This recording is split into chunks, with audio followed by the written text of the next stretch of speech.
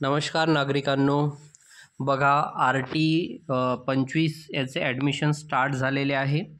जे पण लहान मुलं असतील 5 वर्ष कंप्लीट झालेले अशा विद्यार्थ्यांकरिता आर-टीची प्रवेश प्रक्रिया सुरू झालेली आहे. शालेय शिक्षण व क्रीडा विभाग महाराष्ट्र शासन याच्या अंतर्गत ही योजना जी आहे कॉन्व्हेंटमधील विद्यार्थ्यांना फ्री ऑफ कॉस्ट फ्रीमध्ये त्यांना 10वीपर्यंत शिक्षण हे पुरवल्या जाते. तर बघा ही त्याची वेबसाईट्स आहे. मी तुम्हाला डिटेलमध्ये इथे सांगतो आहे. आणि पालकांकरता सूचना आलेल्या आहे.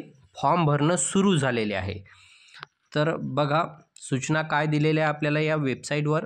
आर-टी प्रवेश प्रक्रिया 2025 ते 26 या वर्षाकरिता पालकांनी अर्ज भरण्यास सुरुवात झाली आहे. पालकांनी पुढील सूचना पाळूनच अर्ज भरून पूर्ण करावा. पालकांनी अर्ज भरताना आपल्या राहत्या निवासाचा पूर्ण पत्ता, म्हणजे तुम्ही ज्या ठिकाणी राहत आहात, मुलगा ज्या ठिकाणी राहत आहे त्याचा पूर्ण पत्ता तुम्हाला द्यायचा आहे. आणि गुगल लोकेशन पुन्हा पुन्हा तपासून पाहावे. म्हणजे तुमचं घर ज्या ठिकाणी आहे त्या कॉन्व्हेंटपासून किती किलोमीटर अंतरावर तुमचं घर आहे हे तुम्हाला गुगल लोकेशनमध्ये टाकायचं आहे. तुम्ही ज्यावेळेस नेट कॅफेमध्ये फॉर्म भरायला येता त्यावेळेस तो गुगल लोकेशन टाकत असतो. पूर्ण अर्ज बरोबर असल्याची खात्री झाल्याशिवाय अर्ज सबमिट करू नये या पद्धतीच्या सूचना दिलेल्या आहे. 3रा नंबरवर आहे आपल्या बालकाचा अर्ज भरत असताना जन्म दाखल्यावरीलच जन्मदिनांक लिहावा. म्हणजे बर्थ सर्टिफिकेट आवश्यक आहे आणि त्यावरचा जन्म तारीख तुम्हाला टाकायची आहे. एकदा भरलेली जन्मतारीख पुन्हा बदलता येणार नाही. 4 नंबरचा पॉईंट आहे 1 किलोमीटर ते 3 किलोमीटर अंतरावर शाळा निवडत असताना कमाल 10 शाळा निवडाव्यात. तर कमीत कमी आपल्याला 10 शाळा निवडायच्या आहे. त्यानंतर 5वा पॉईंट आहे अर्ज भरत असताना आवश्यक कागदपत्र पालकांनी तयार ठेवावेत.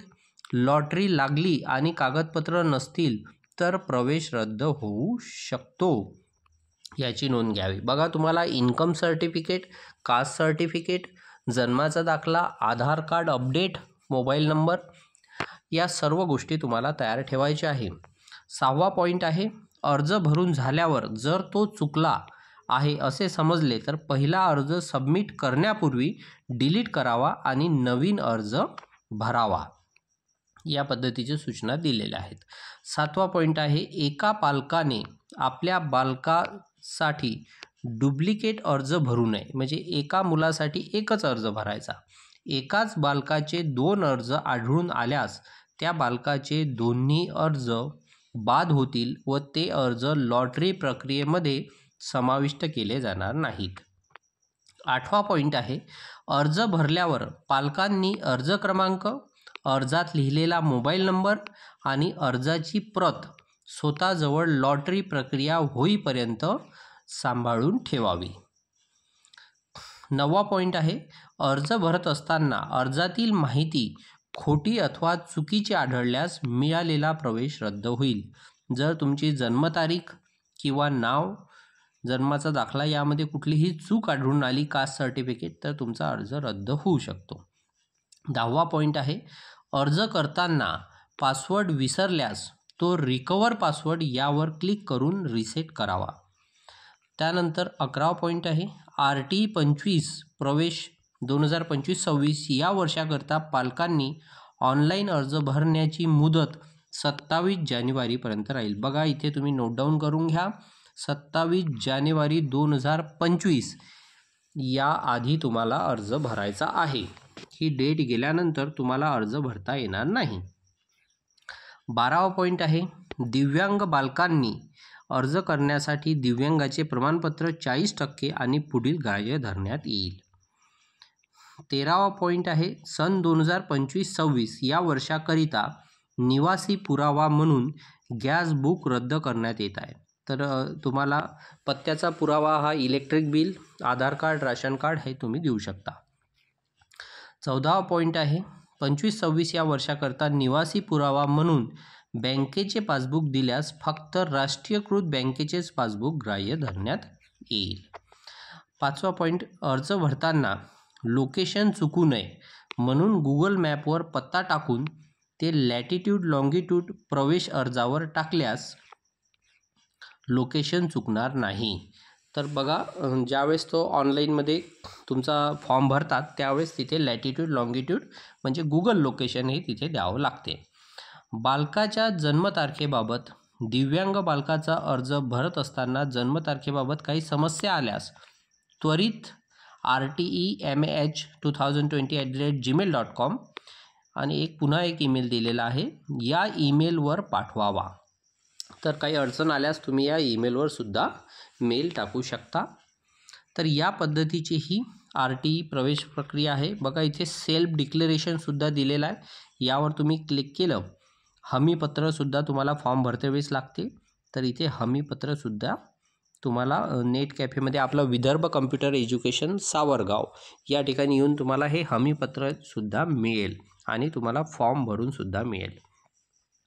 त्यानंतर रिक्वायर्ड डॉक्युमेंट्स, कोणते कागदपत्रे लागतात हे सुद्धा इथे दिलेले आहे.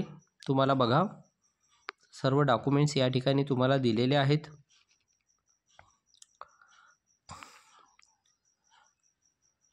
वंचित जात संवर्गातील बालक असल्यास त्याचे प्रमाणपत्र उत्पन्न दाखल्याची आवश्यकता नाही आहे, वंचित जात संवर्गातील बालक यांकरता. आणि त्यानंतर जात संवर्गातील झालं अनुसूचित जाती, अनुसूचित जमाती, विमुक्त जाती, भटक्या जमाती, इतर मागासवर्ग या सर्वांना कास्ट सर्टिफिकेट आवश्यक आहे. त्यानंतर अशा बऱ्याचशा गोष्टी इथे दिलेल्या आहे. कोविड झालं, HIV झालं, याचे प्रमाणपत्र जर ते आवश्यक असल्यास आहे, आवश्यक जर असेल तरच तुम्हाला ते प्रमाणपत्र लागेल. अन्यथा जे मेन कागदपत्रे आहे ते आहे उत्पन्नाचा दाखला, तहसीलदार दर्जाचा महसूल अधिकाऱ्याचे प्रमाणपत्र, सॅलरी स्लिप, कंपनीचा दाखला किंवा 1 लाखापेक्षा कमी वार्षिक उत्पन्न असलेले उत्पन्नाचा दाखला हा परराज्यातील ग्राह्य धरण्यात येणार नाही. घटस्फोटित महिला असेल तर त्यांना वेगळे कागद लागेल, घटस्फोटाचा पुरावा लागेल. न्यायप्रविष्ट असलेला प्रकरण असेल त्याचासुद्धा पुरावा लागेल, विधवा महिला असेल. तर बघा, आधार कार्ड हे प्रत्येकासाठी आवश्यक आहे. आधार कार्ड बघा, 25% प्रवेश प्रक्रियेदरम्यान आधार कार्ड, आधार क्रमांक मिळण्याकरता केलेल्या अर्जाची पावती घेणे अनिवार्य करण्यात येत आहे. जन्मतारखेचा पुरावा आहे बघा, ग्रामपंचायत किंवा रुग्णालयातील रजिस्टरमधील दाखला, आई वडील अथवा पालकांनी प्रतिज्ञापत्राद्वारे केलेले स्वयंनिवेदन. तर हा जन्मतारखेचा दाखला तुम्हाला देणे आवश्यक आहे. आणि त्यानंतर रहिवाशीचा पुरावा, रहिवाशीचा पुरावा तुम्हाला द्यायचा आहे. यामध्ये ration card, driving licence, telephone bill, पाणीपट्टी, प्रॉपर्टी टॅक्स, घरपट्टी, राष्ट्रीयकृत बँकेचे पासबुक, आधार कार्ड, मतदान कार्ड यापैकी कोणताही एकच तुम्हाला रहिवाशाचा पुरावा द्यायचा आहे. तर हे डॉक्युमेंटबद्दल सविस्तर माहिती तुम्हाला या ठिकाणी दिलेली आहे. त्यानंतर बघा, आपण इतर माहितीसुद्धा आपण बघूया. एंट्री लेवल एज म्हणजे तुमचं वय किती पाहिजे ते सुद्धा इथे दिलेलं आहे. तर बघा, इथे खाली एज रूल आहे 2025 ते 26. तर वयाची जी मर्यादा आहे ते बघा, इयत्ता पहिलीसाठी आहे. किमान वय आहे 6 वर्ष आणि वयाबाबत मानीव दिनांक 31 डिसेंबरपर्यंत हे 6 वर्ष कंप्लीट व्हायला पाहिजे.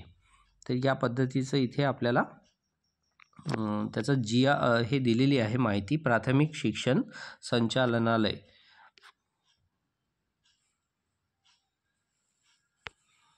आणि जर आपल्याला फॉर्म फिलअप करायचा आहे तिथे हेल्प सेंटरसुद्धा दिलेले आहे, मदत केंद्र कोणकोणते आहेत आणि यादीसुद्धा याच वेबसाईटवर तुम्हाला प्रकाशित केल्या जाते. इथे हेल्प सेंटरसुद्धा दिलेले आहेत बघा. सिलेक्ट डिस्ट्रिक्ट, इथून जिल्हा तुम्ही निवडू शकता. इथून जिल्हा जर तुम्ही नागपूर घेतला तर बघा, नागपूरमधले जे सेंटर्स आहेत ते संपूर्ण सेंटर या ठिकाणी तुम्हाला दिलेले आहेत. ते यामध्ये जर तुम्ही तालुका शोधत असाल, काटोल तालुका, नरखेड तालुका, बघा इथे काटोल दिलेला आहे. Arvind Indo public school Katol हे मदत केंद्र आहेत. त्यानंतर इथे तुम्ही नरखेड तालुकासुद्धा शोधू शकता.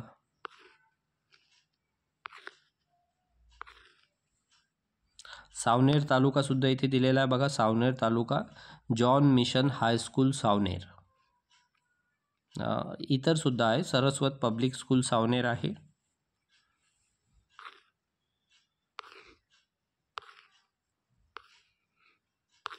ते यामध्ये सर्व लिस्ट दिलेली आहे. तुम्ही ज्या तालुक्यामध्ये असाल, कळमेश्वर तालुका आहे तुमचा, मोहोपा आहे, ज्या तालुक्यामध्ये तुम्ही आहात त्या तालुक्याचं तुम्ही इथे निवडा. बघा काटोलचे सुद्धा बरेचसे दिलेले आहे. तिरुपती इंटरनॅशनल स्कूल आहे, लखोटिया भुतळा हायस्कूल आहे, BR इंग्लिश मीडियम कॉन्व्हेंट आहे, SPMS स्कूल, नबिरा विद्यालय आहे. असे बरेचसे तुम्हाला काटोलचे सुद्धा दिलेले आहे. बघा नरखेड तालुक्याचं दिलेलं आहे BRC CWSN सेल पंचायत समिती नरखेड. म्हणजे नरखेडमध्ये तुम्हाला पंचायत समितीमध्ये जाऊन सविस्तर माहिती मिळू शकते. ऑरेंज सिटी कॉन्व्हेंट नरखेड या ठिकाणी सुद्धा तुम्ही फॉर्म सबमिट करू शकता, मदत घेऊ शकता. या पद्धतीचे इथे सेंटर्स तुम्हाला सर्व दिलेले आहेत. या लिस्टमधून तुम्ही सर्व सेंटर्स जे असतात ते तुम्ही शोधू शकता. तुमच्या गावामध्ये सुद्धा असेल तर गावातलं सुद्धा सेंटर तुम्ही या ठिकाणी शोधू शकता. तर ही वेबसाईटवर यादी प्रसिद्ध आहे. या वेबसाईटवरून तुम्ही तुमच्या कॉन्व्हेंटचं नाव इथे आहे का मदत केंद्रामध्ये हे सुद्धा तुम्हाला इथून पाहता येईल.